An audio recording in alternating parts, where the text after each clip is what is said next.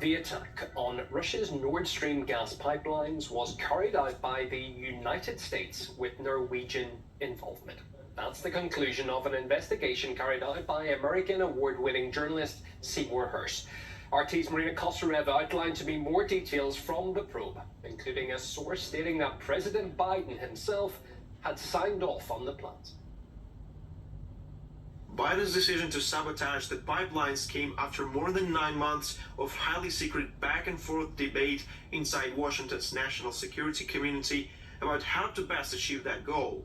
For much of that time, the issue wasn't whether to do the mission, but how to get it done with no overt clue as to who was responsible. As early as 2021, Joe Biden authorized the National Security Advisor of the United States, Jake Sullivan, to create an intra-agency group that would be tasked with figuring out how to eliminate these pipelines. Now, this group, by the end of the year, Jake Sullivan created another group that then had the task of figuring out how to do it. This was top secret. Seymour Hersh is quoting a source that is directly involved in the operation of this.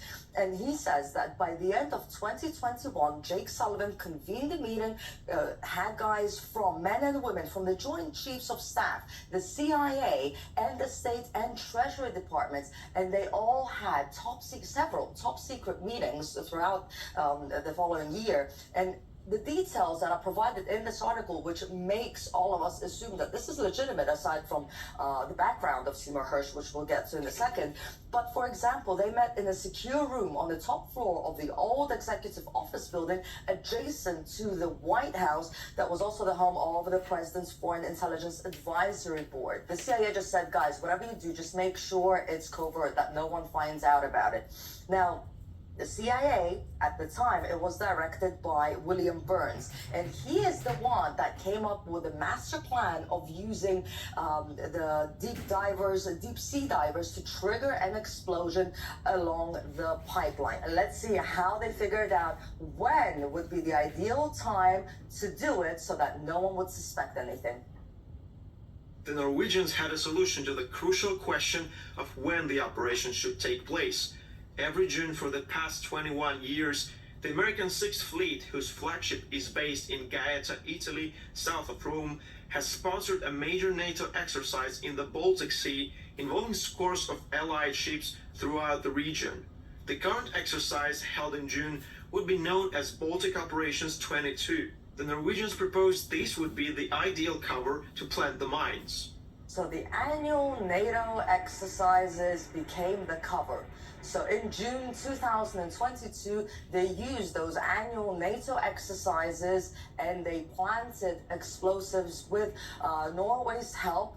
They planted those explosives. They found a way to camouflage them. In this article, they said that the White House had doubts because they wanted to do it right away. And then they said, well, it will look a little bit too obvious if we do it right after the exercises are over. So what they did was then they asked, another assignment was, can you figure out a way how to detonate them at a later time? Meanwhile, we had a few slip-ups from U.S. officials. We had Joe Biden saying that if Russia invades Ukraine at the time that we're saying early 2022, right before the special military operation began. So already Joe Biden is discussing how they will eliminate Nord Stream 1 and Nord Stream 2.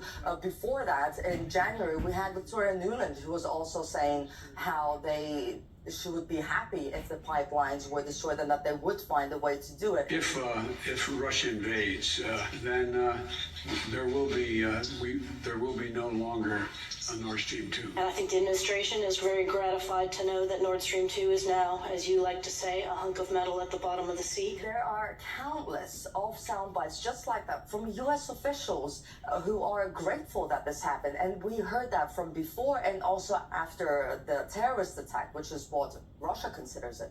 And we should just touch, of course, as you mentioned, on the person who carried out this incredible investigation. So much thorough background went into it. Seymour Hersh, he could quite literally write the book on investigative journalism. Yes. award-winning journalist, investigative journalist, and he's the one who's responsible for example, looking into the My Lai massacre and its cover-up during the Vietnam War. He received the Pulitzer Prize for international reporting for that. Also, we have in the 70s, he covered the Watergate scandal. This is why I would assume they trusted Seymour Hersh because of this background. So I wonder what the U.S. will do now and how they will try to defame him, or how they will try to say, because already we've heard that they're saying it's pure fiction. The United States was not involved in the Nord Stream explosion. This is utterly false and complete fiction. But how can they argue with someone who has a track record of producing quality journalism and investigative journalism and uncovering secrets within the White House? That is something that we've seen in the past, not only with Seymour Hersh's reporting, but other investigative looks at or investigations into activities that the government wants to keep secret. I think that's a standard response, and it didn't surprise any of us. And I think they had to respond quickly because they couldn't let it just lie out there with some kind of without a denial. But that denial, again, doesn't mean much. We look at how these things play out.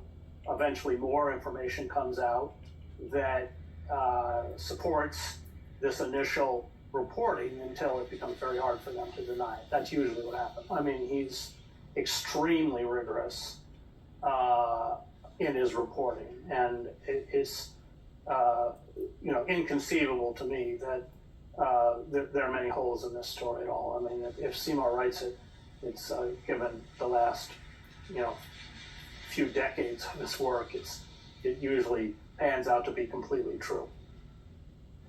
Well, while the US refutes any involvement in the covert operation on the Nord Stream pipelines, an investigation into the incident conducted by some European states continues. Russia's foreign ministry spokeswoman Maria Zakharova says the nations in question have undermined the probe. We have repeatedly voiced Russia's position on the involvement of the US and NATO.